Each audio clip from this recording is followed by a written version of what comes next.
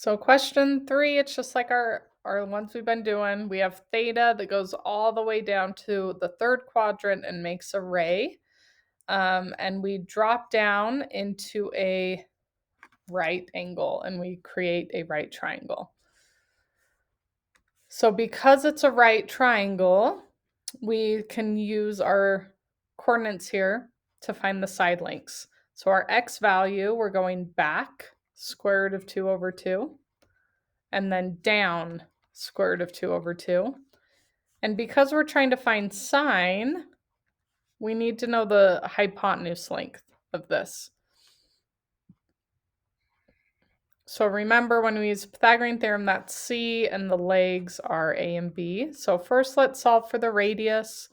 So a squared plus b squared equals c squared. And we're going to put that in. So negative square root of 2 over 2 squared plus negative square root of 2 over 2 squared equals c squared.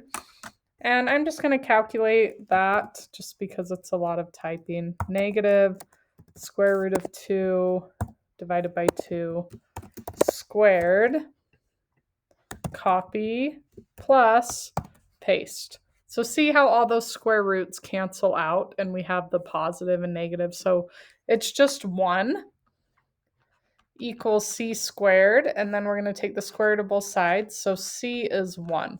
So this is actually the unit circle. That's 1. And to find sine, we take the opposite over hypotenuse of our triangle.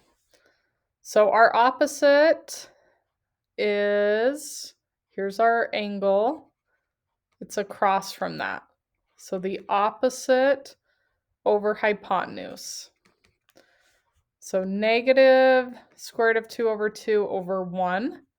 But anything over 1 is just itself. So negative square root of 2 is sine, the sine value. And we could have just looked, it's the y value, right? We know sine is the y value on a circle with a 1 radius. That's okay. So negative square root of 2 divided by 2. Okay, so we're going to start with w here because that's our triangle. And we're going to switch to sine of w is equal to negative square root of 2. Opposite over hypotenuse. We could do over the 1, but we don't need to.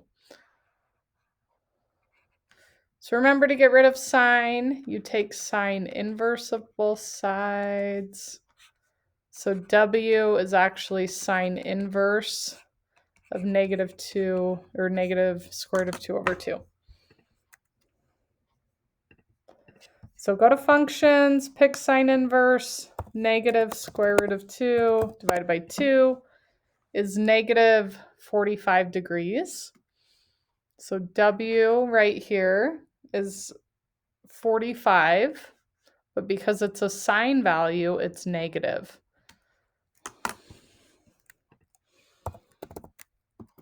So now what would theta be?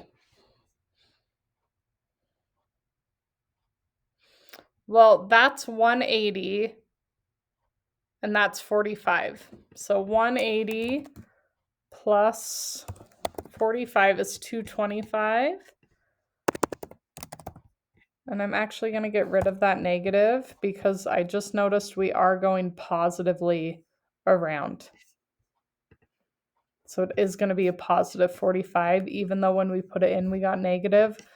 But we have to look at what way we're moving around the circle. Are we moving positively or negatively? And that tells us if our answer should be positive or negative.